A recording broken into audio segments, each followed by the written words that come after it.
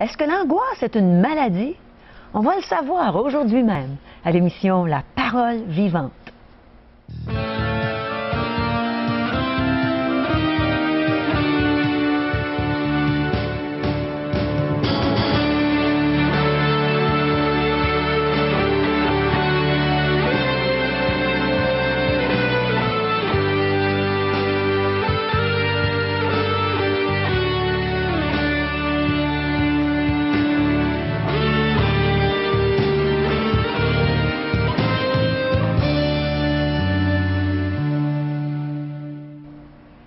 Bonjour chers amis et bienvenue à l'émission La Parole vivante.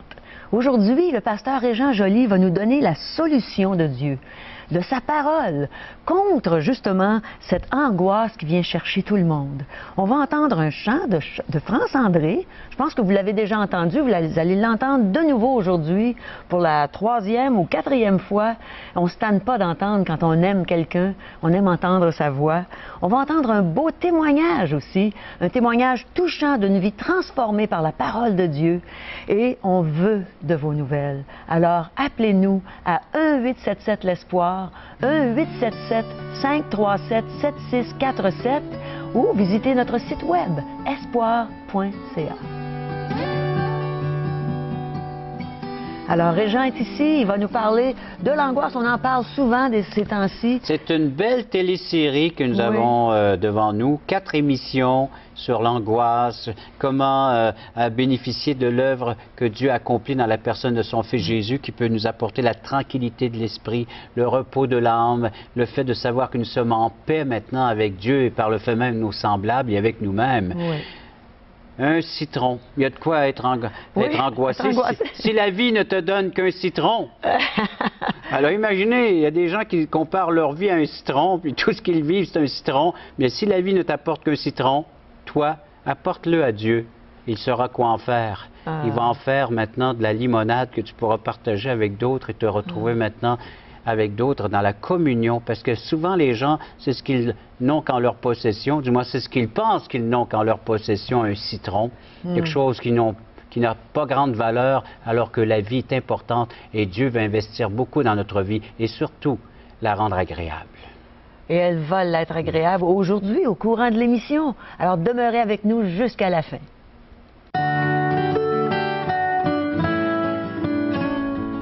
Faisons connaissance avec notre invité, M. Jean Koumarianos. On parlait juste avant d'en arriver sur les écrans, sur les ondes, et puis on disait que tu as changé la baguette du pain français pour ta Bible sous le bras. Hein? Ça, c'est une conversion. Oui. Oui, j'ai eu le plaisir de découvrir au travers des Saintes Écritures, la Bible, ce message de l'Évangile qui ne m'avait jamais été présenté complètement. Je suis de formation religieuse catholique et on m'avait appris des choses sur Dieu, mais on ne m'avait jamais expliqué le chemin qui mène à Dieu. Et ce que je trouvais surprenant, c'est que Dieu était tellement attirant quand on m'en parlait au catéchisme, mais en même temps il était tellement éloigné et inaccessible que je me demandais, mais comment peut-on rencontrer ce Dieu ? Et tout jeune, quel âge c'est ce questionnement en rapport avec Dieu? Oui, assez jeune, vers 10-12 ans, puisque mon père est décédé dans un accident de voiture un vendredi saint lorsque j'avais 8 ans. Ça m'a donc sensibilisé assez tôt au problème de l'existence et à la légèreté de notre vie en quelque sorte. Alors oui, une religion, mais un Dieu toujours distant. Voilà, une religion, un désir de plaire à Dieu, un amour pour Dieu, quelque part, mais un Dieu inconnu, inaccessible. Et je me demandais, mais comment se fait-il qu'un Dieu aussi bon, qui a souhaité que je vienne à la vie, reste étrangement éloigné de ma personne? Ça me semblait être un paradoxe. Et comment est venue cette rencontre personnelle? Puisque maintenant, aujourd'hui, tu peux partager ce Dieu qui fait partie de ton existence, Jésus-Christ Sauveur. Exactement, j'ai eu le plaisir à l'âge de 17 ans de rencontrer un chrétien dans la rue, un jeune homme qui m'a arrêté, il m'a parlé de sa relation personnelle avec Jésus-Christ. J'étais très surpris que quelqu'un puisse prétendre avoir une relation personnelle. Alors je lui ai posé pas mal de questions Et ce qui m'a également,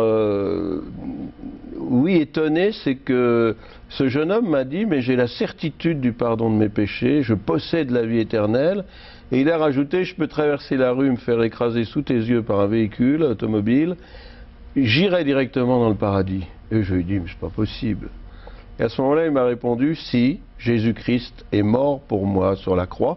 Et il m'a lu un verset de l'Évangile selon saint Jean, où Jésus dit, celui qui croit en moi est passé de la mort à la vie, il ne viendra point en jugement. Et il m'a dit, c'est mon expérience.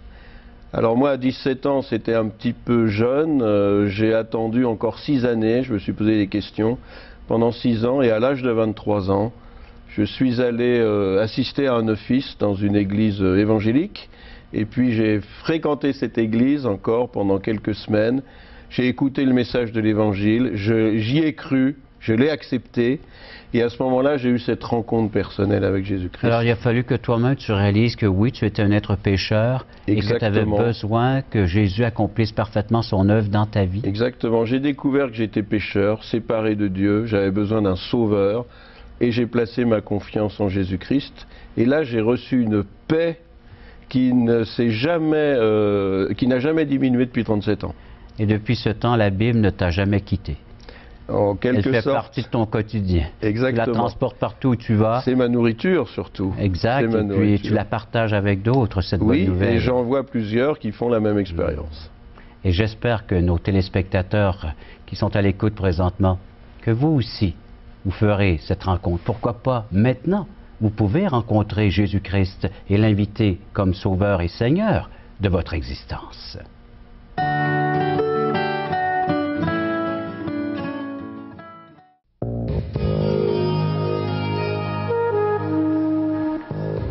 Voulez-vous savoir d'où vient l'angoisse?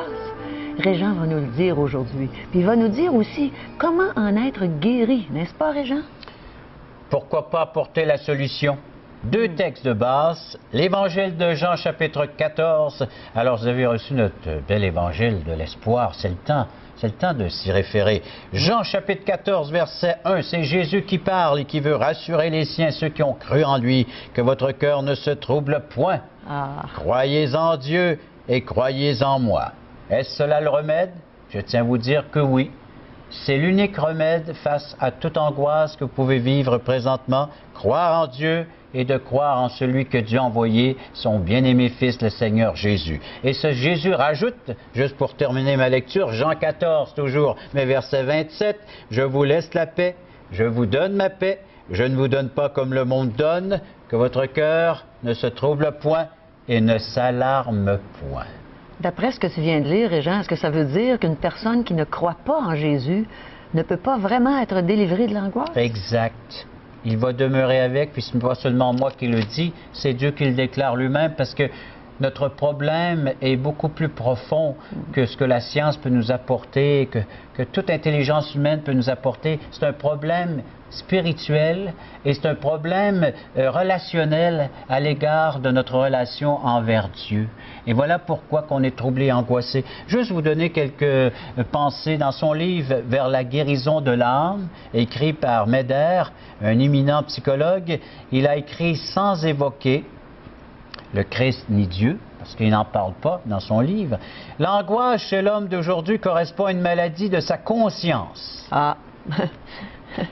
Même quelqu'un qui ne connaît pas Dieu. J'ai bien aimé cela. Bien oui. Alors donc, il développe ce sujet dans ce livre et pour ce qui m'avait concerné, je m'étais demandé ce que la Bible pouvait dire de cette maladie de la conscience. Eh bien, vous savez que l'angoisse, en quelque sorte, c'est l'homme qui est malade dans sa conscience, a dit le docteur Meder. Alors, que peut en dire la Bible? Eh bien, la Bible nous dit justement que oui, c'est une conscience qui est troublée, qui est hantée par la présence du péché, que seul Dieu peut guérir, que seul Dieu peut apporter la véritable solution. Parce que le péché, la définition du péché, c'est offenser Dieu. Ouais. C'est d'avoir vécu une vie qui n'est pas agréable à Dieu. Alors imaginez, voilà l'origine de toute angoisse dans l'être humain. Ce qui vient perturber, c'est la présence du péché, c'est l'effet d'avoir désobéi, de ne pas avoir vécu d'une manière agréable à Dieu. Alors la Bible nous parle de cela, que la Bible est le sujet premier. Hein? C'est le bien-être de l'homme. C'est ce que Dieu désire de tout son cœur. Dieu nous aime au point d'avoir investi l'être le plus précieux, son propre Fils, son unique Fils, afin que nous soyons guéris, que nous ayons la paix, que nous puissions avoir un cœur qui ne soit point troublé, nous dit les Saintes Écritures. Je me souviens, Régent, tu as parlé de la conscience. Oui. Et c'est vrai qu'avant de connaître le Seigneur, avant d'être pardonné, ma conscience était constamment accusée. Je me sentais coupable de vivre dans le péché. Puis là, on va essayer, par divers moyens, d'enlever cette culpabilité. Ah, c'est merveilleux. Qui va pouvoir enlever cette culpabilité de mon âme? Ouais. Je suis coupable d'avoir fait quelque chose, d'avoir dit quelque chose. Et c'est là que les angoisses commencent. On doute maintenant. Vous savez, la conscience, elle est malade, mais de quoi? Si le docteur Meder n'a pas indiqué de quel mal notre conscience peut être atteinte pour éprouver ses angoisses, la Bible précise de quel mal nous pouvons être atteints. Elle nous parle du péché et de cette maladie spirituelle qu'est le péché, dans nos consciences qui en sont tous atteints. Alors, personne ne peut y échapper, tout le monde est pécheur. Vous savez, qui a commis le péché? Peut-être la question se pose aujourd'hui. Moi, je peux dire oui pour ma part, mais... Mais les gens, ils vont dire, ça, c'est le voisin. Il occasionne du trouble, ce voisin-là, c'est invivable avec lui, là, hein? Toujours des chicanes de clôture, des chicanes de n'importe quoi, mon art pour ci, pour ça, puis voilà, c'est ça. Ou peut-être c'est la belle-maman, ou le cousin, ou la cousine, ou le patron, ou l'employé. Personne aime avouer. Mais jamais nous, c'est toujours les autres. Tu te souviens, qui a commis le péché qui vient troubler mon âme, ce sont les autres. Oui. Tu te souviens, hein, Régent, je te racontais que dans mon témoignage que quand la personne qui me parlait du Seigneur me disait on est tous des pécheurs, puis j'ai dit je fais pas ça, moi, des péchés. Puis là, je me suis sentie coupable. Justement, je venais de pécher encore, je venais de mentir. Heureusement que l'Esprit de Dieu venait de te convaincre de l'état de ton âme, afin que tu puisses en être libéré. Oui, et qu'il puisse-t-il convaincre l'état de l'âme de tout le monde. Vous savez, dans l'Épître aux Romains, ça vaut la peine d'aller lire quelques textes là, dans l'Épître aux Romains. Qui a péché? Romains chapitre 10, et nous lisons. Romains chapitre 3 plutôt, après ça on reviendra, mais Romains chapitre 3, il dit « Il n'y a point de juste, pas même un seul, nul n'est intelligent, nul ne cherche Dieu, tous sont égarés, tous sont pervertis, il n'en est aucun qui fasse le bien, pas même un seul. » Ça c'est Romains chapitre 3, versets 10 et 11. Alors pour Dieu, on est tous coupables, on est tous pécheurs. Et savez-vous ce que fait le péché? Et c'est là que l'angoisse. Il nous amène l'angoisse, oui. Oui, c'est là que l'angoisse. Parce que dans le verset 23, toujours du même chapitre, « Car tous ont péché et sont privés de la gloire de Dieu. » Le péché nous éloigne de Dieu. C'est sa présence. Et c'est sa présence qui va nous apporter la paix. C'est sa présence qui va nous apporter justement la délivrance, la guérison. Alors donc, c'est pas pour demain, c'est un message pour aujourd'hui. C'est de l'espoir pour maintenant. C'est de l'espoir pour aujourd'hui que nous vous apportons dans le cadre de l'émission Parole vivante. Oui, nous sommes tous malades dans notre conscience de cet horrible mal qui s'appelle le péché. La Bible nous entretient du péché. Elle nous dit même que le salaire du péché, c'est la mort, Romains 6, 23, que l'âme qui pêche, c'est celle qui mourra. À vue humaine, c'est sans issue. Alors, où est l'espoir, me direz-vous? Voulez-vous nous renvoyer chez nous avec un tel message? Les gens vont être assis sur leur divan ou bien sur leur chaise, puis ils vont, toute la journée, ils vont s'en faire avec ça. Ils vont dire, ben oui, on est des pécheurs, puis maintenant on est angoissés. Que va-t-il nous arriver?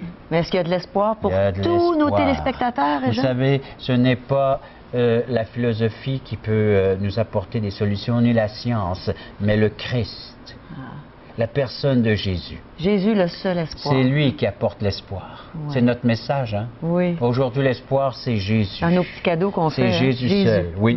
Alors donc, vous savez, quand on lit un texte comme Hébreux chapitre 9, verset 14, le sang de Christ, par un esprit éternel, s'est offert lui-même sans tache à Dieu, purifiera votre conscience des œuvres mortes du péché afin que vous serviez le Dieu vivant.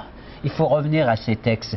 On ne se lassera jamais de les répéter parce que c'est le message de grâce, c'est le message de la bonne nouvelle, c'est le message de la paix, c'est la réconciliation avec Dieu que nous vous annonçons aujourd'hui. Oui, vous pouvez maintenant vivre en harmonie, en paix avec Dieu et avec vos semblables. Comment guérir notre conscience? Comment est-ce qu'on fait, Régent? La solution, c'est le sang de Christ. Le sang de Jésus-Christ. La seule solution. La Bible dit qu'en tant que l'homme vit dans son péché, tant qu'il est dans ses péchés, il ne peut pas éprouver une vraie paix intérieure, un vrai repos intérieur, car le péché est synonyme de mort. Et la mort règne présentement sur tous les hommes. Comment enlever maintenant ce règne de la mort, cette puissance dont ni toi, ni moi, nous pouvons rien faire parce qu'on est impuissant face à la mort. Et le Seigneur Jésus-Christ, lui, il est mort, il est ressuscité. Il a vaincu notre ennemi. Alors oui, alors donc le péché, le trouble fait, il est la source d'angoisse considérable. Le péché envoie à la perdition l'homme qui s'entête à vouloir continuer une existence dans ses péchés. La Bible nous dit que le sang de Jésus nous lave et nous purifie de tout péché. L'espoir, mon ami, c'est une personne, c'est la personne de Jésus-Christ. Que d'hommes et de femmes, au cours de tous ces messages qu'ils ont pu entendre, peut-être, c'est peut-être pas la première émission que tu écoutes présentement, que d'émissions, et puis à droite et à gauche, tu as essayé une panoplie, diverses formes de remèdes, de solutions. Eh bien, ça revient encore au même, à l'unique, c'est Jésus-Christ. En lui, tu trouves le pardon de tes péchés et la guérison la plus profonde de ton âme. Puis si une personne refuse ce que Jésus lui offre comme solution, qu'est-ce qu'elle peut faire? Malheureusement, je dois vous dire aujourd'hui, sans espoir. C'est le désespoir complet. Aucune autre solution. Aucune victoire sur la mort. Il ne pourra nullement effacer quoi que ce soit de son péché, donc il va demeurer dans les angoisses et non juste ici-bas sur cette terre pendant cette vie courante, mais également dans l'au-delà, dans l'éternité. Elle va partir, cette personne, avec tout son lot d'angoisse. Tout ce qui la perturbe présentement demeurera éternellement sur son âme. Ça me fait penser, Régent, il y a quelques années, j'ai vu une personne mourir, une personne qui a refusé jusqu'à la fin la solution que Jésus lui offrait. Et j'ai vu la détresse et l'angoisse dans son visage dans ces dernières secondes. C'était horrible, c'était tellement triste qu'elle refuse cet espoir que Jésus voulait lui donner. Et quand la mort viendra te chercher, tu auras beau t'accrocher à ton matelas et à tes draps. Non. Il n'y a rien. La mort est puissante. Elle va t'enlever. Exactement. Elle va t'emmener avec elle dans l'éternité. Mais là, c'est Jésus-Christ qui se présente à toi, qui frappe à la porte de ton cœur, désirant une place afin de pouvoir faire le grand ménage et d'effacer toute cette dette, de pouvoir te laver, te purifier, te rendre pur aux yeux de Dieu, t'apporter la paix, que votre cœur ne se trouble point. Croyez en Dieu, croyez en son message, croyez en moi, dit Jésus. Je suis la solution, la seule, l'unique. Le chemin, la vérité. Alors et la donc, vie. il se présente, regardez, dans toute intimité, un être comme ça qui demande une relation personnelle avec toi. Vous savez, la Bible déclare que non seulement le Christ sur la croix a pris nos péchés, mais il a pris aussi ses angoisses qui résultent du péché. Il l'a exprimé lui-même. « Je suis angoissé jusqu'à la mort », nous dit Isaïe, chapitre 53, verset 8. Il a été enlevé par l'angoisse, lui qui n'avait pas de raison d'être angoissé. Sans péché, un être pur, sans tache. Il n'était pas un pécheur comme nous, mais il a été rendu semblable à nous en toutes choses. Hormis le péché, il a été sans péché, mais il était angoissé sur la croix et vers le chemin qui mène à la croix. C'était nos péchés qu'il portait. C'est à cause de nous, à cause de nous, à cause de vous, de moi. Parce qu'il portait nos péchés comme si nos péchés personnels avaient été les siens, afin de les expier, de les évacuer, pour nous en purifier. Si nous le croyons et si nous mettons notre confiance dans cette croix aujourd'hui même, sur Jésus qui a porté nos péchés, nous en sommes délivrés. Qu'est-ce que tu dirais, Régent, à une femme qui t'appellerait et qui dirait, bien écoute, moi là, je vis dans l'angoisse, mais pourtant je suis une bonne personne, j'ai élevé mes enfants, je suis fidèle à mon mari, j'aide mes voisins, et puis je suis encore angoissée, mais la personne refuserait Jésus. Qu'est-ce que tu lui dirais? Au lieu de te confier dans tout ce que tu es, dans tout ce que tu as accompli, confie-toi dans la personne de Jésus, parce que tu le dis si bien, elle a beau se confier dans toutes ses réussites, dans tout ce qu'elle peut accomplir, mais elle est angoissée. Et Dieu dit que la Bible affirme, tous les prophètes rendent témoignage que tous ceux qui se confient en Christ pour leurs péchés reçoivent en son nom le pardon dont ils ont besoin. Nous avons besoin de pardon, du pardon de notre péché. Alors voilà pourquoi Jésus est allé à la croix il y a 2000 ans et toujours encore aujourd'hui disponible, et puis il va s'en dire toujours avec cette même valeur. Alors donc, reconnais qui est Jésus-Christ, par le fait même, reconnais qui tu es. Ton besoin de l'implorer comme Sauveur et Seigneur de ton existence. Alors oui, je me place au niveau, moi aussi, d'un pécheur. Vous savez qu'à l'âge de 21 ans, j'étais en train de lire l'Évangile de Jean, j'étais dans ma chambre, et puis on m'avait conseillé de lire cet Évangile, et à l'âge de 21 ans, j'ai reconnu l'être pécheur dont j'étais devant Dieu. Et je lui ai confessé mon état. J'ai dit, je suis un être égoïste. J'ai dit, oui, je suis un être qui a besoin d'être sauvé, d'être lavé, purifié. Viens dans mon cœur, lave-moi. Et il l'a fait à l'instant même. Ça fait plus de 30 ans maintenant que j'ai l'assurance que si je meurs, je m'en vais directement dans sa présence. Parce que je suis réconcilié. Je ne suis plus condamné. Je suis maintenant une personne qui déclarée juste par la foi placée en Jésus-Christ, dans son œuvre, qui a sauvé. Le pécheur, le plus vil des pécheurs, a été sauvé. Le seul unique moyen, c'est par son sang, par la repentance. Et l'angoisse est disparue? Disparue complètement. Complètement. Et ce soir, aujourd'hui, pendant que ces gens écoutent cette émission, je les encourage à placer leur foi en Jésus afin qu'ils puissent obtenir un plein pardon, pleine délivrance. Jésus qui est mort sur la croix pour nous. Pauvre pécheur, perdu, angoissé. Il a fait tout ça pour toi. Il a fait ça pour moi. Alors écoutons maintenant. Ça va être France André qui va justement dire, il a fait tout ça pour toi et moi. Jésus est mort sur la croix pour nos péchés, pour nous donner une vie de paix, une vie éternelle.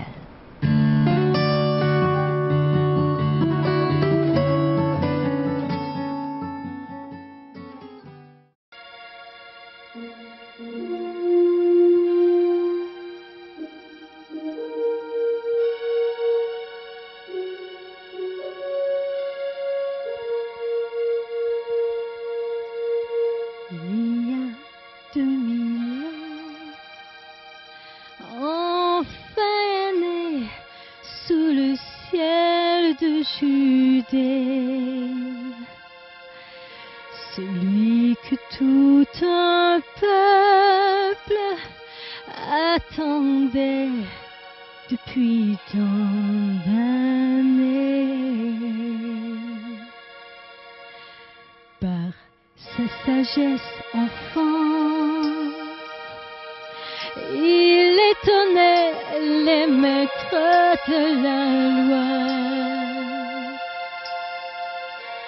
Plus tard, près du Jourdain, une colombe guida ses pas. 40 jours d'une épreuve au cœur du désert, il a souffert de la faim et du froid. Il a lutté sans faiblir, suivant la lumière. Il a fait tout ça pour toi. Il a fait tout ça pour toi et pour moi.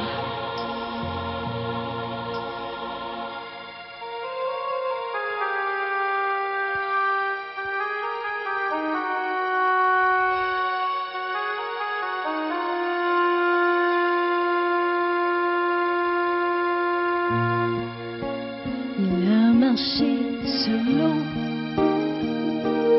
et apaisé la colère du vent.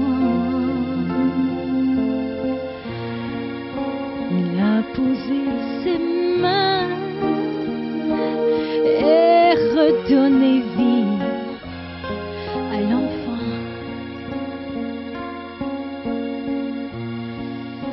Il a donné du pain à tous les hommes qui l'écoutaient parler.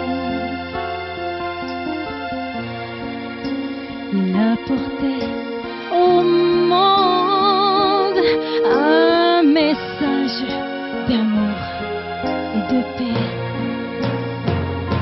Abandonné et trahi, il fut condamné comme un voleur cloué sur la croix. Pour nous montrer le chemin, il s'est sacrifié.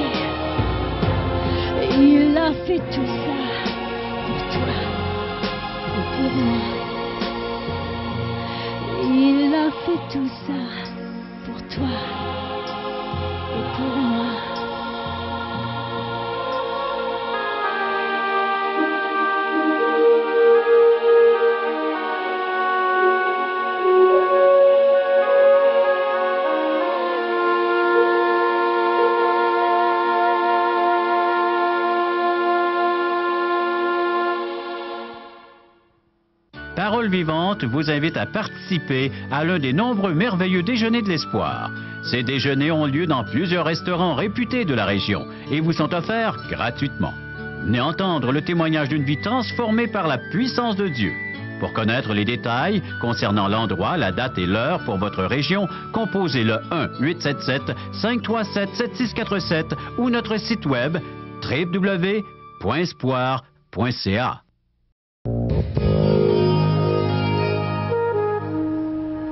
Alors, offrez-vous un petit plaisir. Allez dans un merveilleux déjeuner de l'espoir.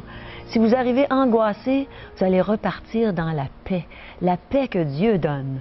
Vous ne le regretterez pas. Et dans les déjeuners de l'espoir, on vous offre des petits cadeaux aussi. Puis aussi aujourd'hui, hein, Régent, on a de la des petits cadeaux. belle littérature offerte tout à fait gratuitement et non qu'à nous en faire la demande. Et en plus, eh bien, un extra, que quand j'irai leur porter en main propre cette littérature, ils pourront me poser des questions. Ça me ferait plaisir de pouvoir leur répondre, oui. d'apporter de l'enseignement. Ceux qui veulent étudier des thèmes de la Bible, des sujets de la vie qu'on retrouve dans la Bible, ça me ferait plaisir de pouvoir y répondre lorsque j'irai vous rendre visite en apportant, il va sans dire, ce merveilleux message aujourd'hui, l'espoir, c'est Jésus. Un évangile de Jean, vous pouvez retrouver les textes qui ont été lus aujourd'hui concernant cette paix.